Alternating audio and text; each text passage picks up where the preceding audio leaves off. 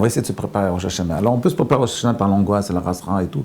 On peut aussi se préparer par la simcha. Parce que finalement, moi j'ai tellement... Vous savez combien d'élèves qui sont passés chez moi qui me disent... Oui, quand ils se rappellent ils se rappellent Elul, on leur dit Elul. Elul, c'est une angoisse pour eux. Ils me disent, moi j'ai une rasra d'Elul, j'ai une angoisse d'Elul. Pourquoi? Parce qu'on leur parle toujours de choses négatives, de Cheshbon Nefesh, comment vous traduisez de Cheshbon Nefesh? D'examen de conscience, voilà. Bon, alors on peut aussi faire un examen de conscience et se dire finalement, regarde quelle année magnifique j'ai eu. Ma femme elle a accouché, j'ai eu plein de trucs quoi. Vous avez gagné plein d'argent à Biosef, vous êtes une milliardaire depuis que vous avez Espace Torah. Il se passe plein de choses positives, on n'est pas obligé de regarder que le négatif. Bon, ok. On va essayer de rentrer un peu plus profondément dans la préparation de Rosh Hashanah. Écoutez bien. Vous savez que, on en a parlé plein de fois, le jour de Rosh Hashanah, on est jugé. C'est-à-dire qu'on nous dit comme ça, on nous dit Berosh Hashanah, Shlosha Sfarim Nirtavim, comme ça dans le traité de Rosh Hashanah, page 15. Shlosha Sfarim, Amar Rabbi Krospenay, je crois. Berosh Hashanah, Shlosha Sfarim Nirtavim. 3 livres sont ouverts devant Kadosh Baruch Hu, le livre des vivants, le livre des non-vivants et le livre des Bénonim. Ceux qui sont. Alors on dit les tzadikim et les rechaïm, on signe le décret de vie ou de mort le jour de Rosh Hashanah, mais la majorité d'entre nous, on est des bénonymes, des gens moyens. Et donc, on est reporté Omdim Utluim ad Yom Kippourim. Et on reporte le jugement le jour du Kippour. Ok? Bon. Alors, quel est le jugement de Rosh Hashanah? Il est énorme, le jugement de Rosh Hashanah, il est super important. Alors, on nous dit, comment on nous juge à Rosh Hashanah? Moi, je pensais, on reprend tout le registre, le cadastre de tout ce qu'on a dit, tout ce qu'on a pensé, tout ce qu'on a fait pendant une année, on nous juge à partir de ça. D'ailleurs, c'est ça qui doit se passer, non? On regarde tout ce qui s'est passé et on dit, voilà, elle est encore un an. Ou bien, pas c'est fini, chez Mishmor. Autant le faire à la fin de la vie, ça.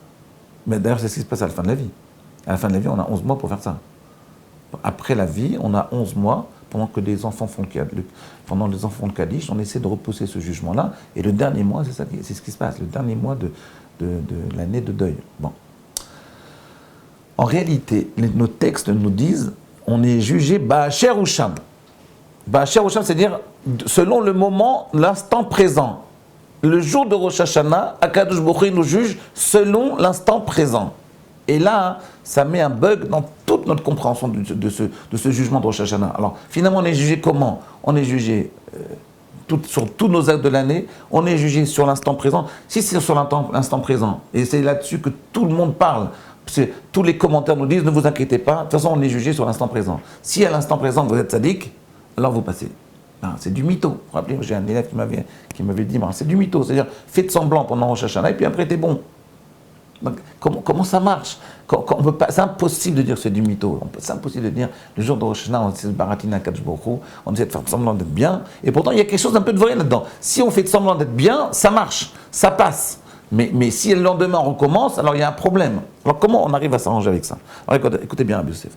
En réalité, il faut bien comprendre cette notion d'instant présent. Il est primordial, il est essentiel. Cet instant, l'instant présent, il est essentiel. Je vais vous dire pourquoi. Regardez, vous savez que Rav Wolbe, il nous enseigne, il nous dit qu'il y a 2 genres de personnalités. Il y a 2 façons de vivre le temps. Il y a les nostalgiques, ils passent leur temps à revivre le passé.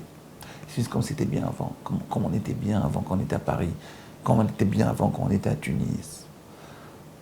Les délices de Tunis, oui, ou les délices de Meknes, oui. On était bien avant.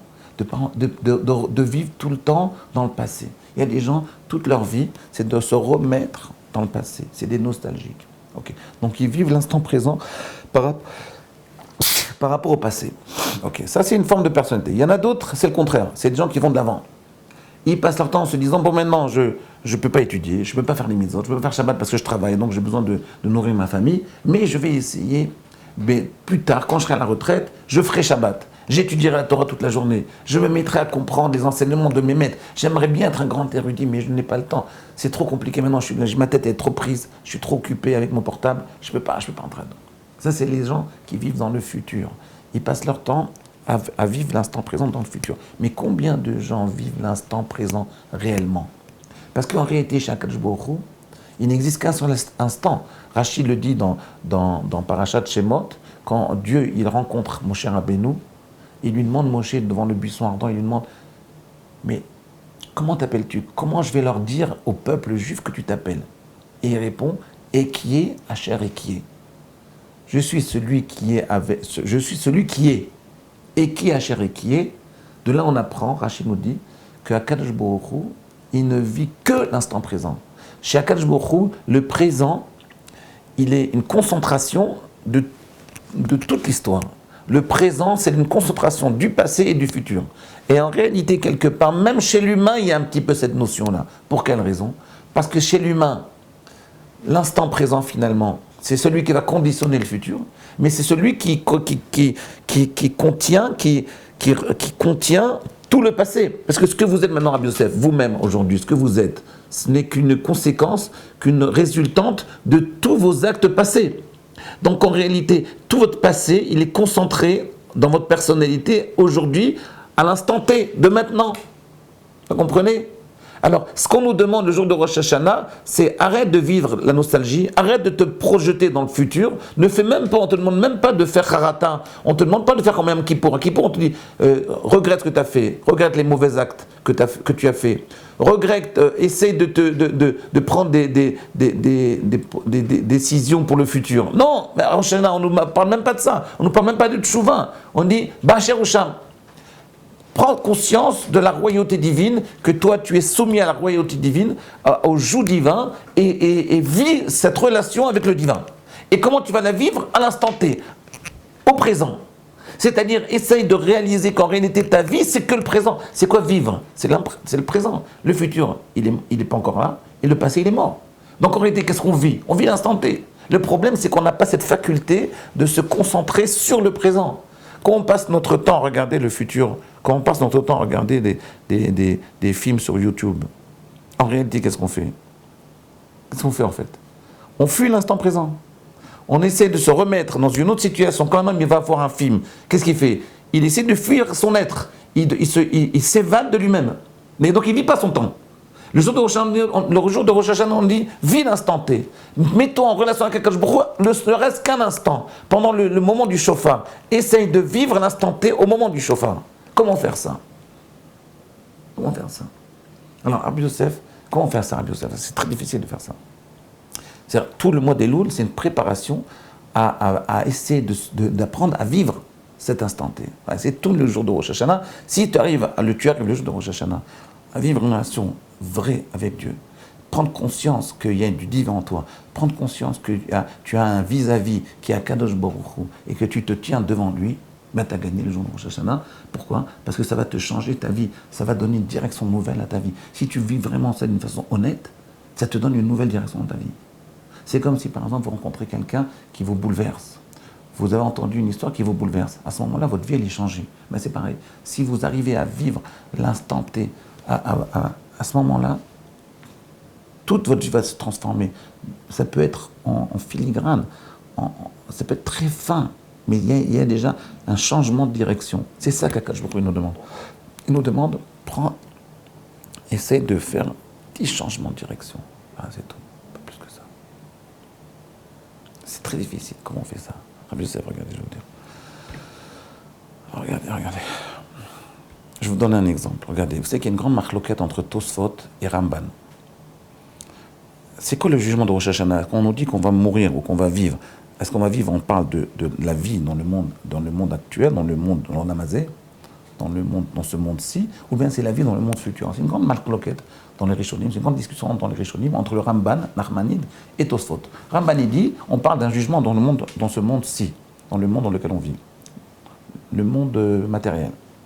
Alors Tosfot dit dans le monde spirituel, c'est-à-dire dans le Olam Haba, dans le monde futur. C'est tout le jugement de Rosh Hashanah, c'est par rapport au monde futur. Mais les commentateurs nous disent que même ce jugement par rapport au monde futur, il est contingent, il va entraîner, il va déterminer votre vie dans ce monde-ci. Comment est-ce possible? Si le jugement c'est par rapport au monde futur, Yosef, je demande à vous. Si le jugement c'est par rapport au monde futur, alors comment ça va avoir des conséquences dans ce monde-ci à vous? Ben, je vais vous dire pourquoi. Parce que ça vous change l'optique que vous avez de votre vie. Si vous avez été tzaddik, si on vous nomme tzaddik le jour de Rosh Hashanah pour le monde futur d'après la vision de Tosfot, ben votre vie aujourd'hui va changer parce que vous avez réussi à faire un switch dans votre tête et vous avez changé un petit peu de direction. On vous demande pas de changer énormément de direction. On vous demande de prendre une petite direction un peu différente. Un peu différente. Comme ce qu'on avait dit la dernière fois. Vous voyez, c'est un peu ça le truc. C'est comme on avait dit la dernière fois, on avait dit, essayez de prendre sur vous une Kabbalah. C'est quoi une Kabbalah? Ça veut dire, c'est pas je vais essayer, maintenant mon problème c'est l'étude, j'arrive pas à étudier du tout, j'étudie pas du tout, alors je vais prendre Achar Yatzar. Non, c'est si tu as un problème dans un certain domaine et chacun connaît les problèmes qu'il a, eh bien essaye de prendre un petit détail, de transformer un petit détail dans le problème dans lequel tu vis toi-même. Il faudra bien qu'on avait parlé de ça. Et donc c'est comme ça que l'homme, il arrive le jour de Rosh Hashanah, prend une petite décision dans le problème qui te tracasse tout le temps. On a tous un ou deux ou trois problèmes qui sont l'essentiel de nos fautes. Dans ces problèmes-là, prenez un petit truc qui va falloir transformer. Voilà. Si vous arrivez à ça, votre vie elle change. Renouvelez la vie. À demain.